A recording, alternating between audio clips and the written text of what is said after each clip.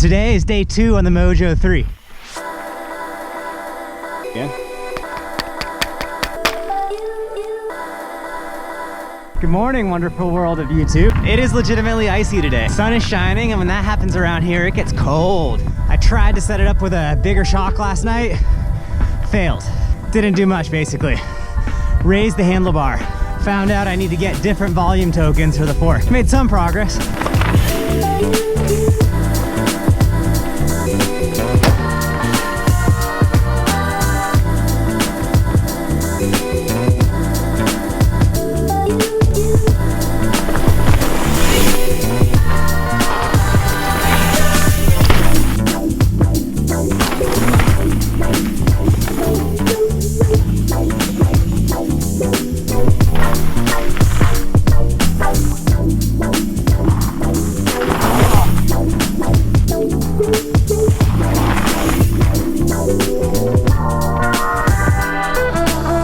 Had a sweet little session right here at the step up jump on Grasshopper Trail. That was fun.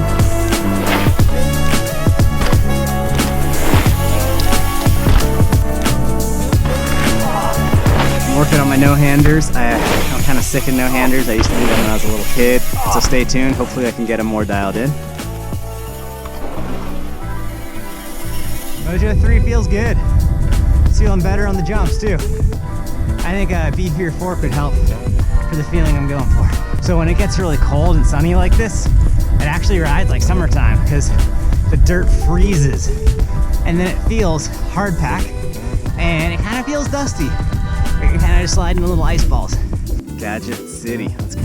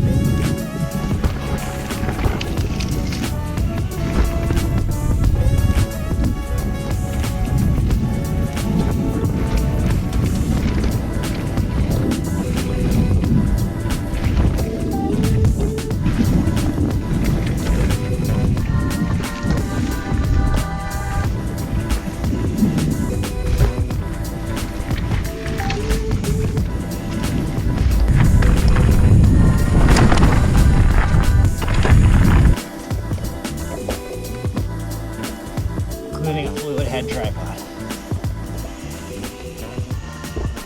Aye, 3 lenses, and we got it! Ew. Bike rode okay. It was fun. It was easy to pop into a wheelie. I definitely want higher handlebars. This bike felt rad with the lower bars on the medium. It was a real small, snappy feel. The whole bike just felt small, and I like that. I think now that I've changed this one distance, this one measurement of the front center, I think a taller front end would complement that really well. I've found in my 22 some odd years of mountain biking that a balanced bike that's fairly within the original design intent is probably gonna be the best riding bike. So I'm not gonna put a 160 fork on here or anything like that. I do wanna try a beefier set of suspension. I should have some fork and a shock here in the garage. It's not sponsor correct, so I'm hesitant to pump it too much, but it's decent stuff and it's older. But it'll let me know if it's gonna be worth it to request some Fox suspension for this bike. And if I like the beefier fork and shock, then maybe I'll request, say, a 36 at 140 or 150 travel, and either a DPX2 or an X2 rear shock, depending on how sponsorship budgets and all that look. This will let me know if a beefier rear shock will be worth it. On another bike, I have a RockShox Pike, and it's currently at 160. I think I have an air spring assembly I could swap in pretty easily to shorten it down. That'll let me know if that beefier chassis is necessary and a balanced feel on this bike. If I try that suspension and it doesn't feel good, it doesn't feel balanced, then I'm not gonna go ahead and put Fox stuff on here. I'll probably just keep it lighter weight and keep it as more of a trail bike, lightweight, cross country, that sort of thing. If it does feel good, then maybe I'll go that route and make like a short travel mini all mountain bike. Call it whatever, I don't care, but it could be really fun. Houston, we have a problem. The rear clevis bolt looks like it is 14.95 millimeters in diameter. The Cane Creek shock 14.63 millimeters. Doesn't fit.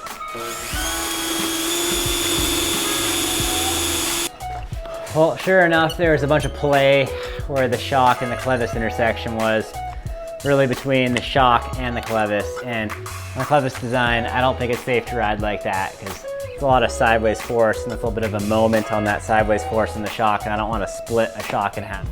Sort of like cast hex protrusions coming out of them. Yikes. And then the shaft that you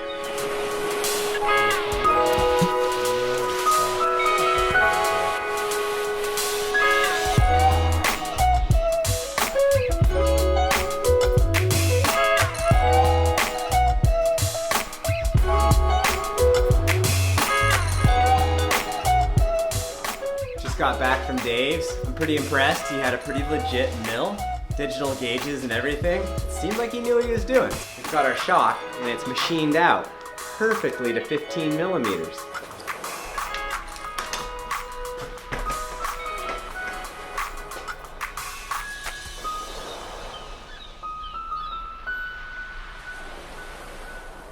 I have the tiniest bit of play at the forward hardware.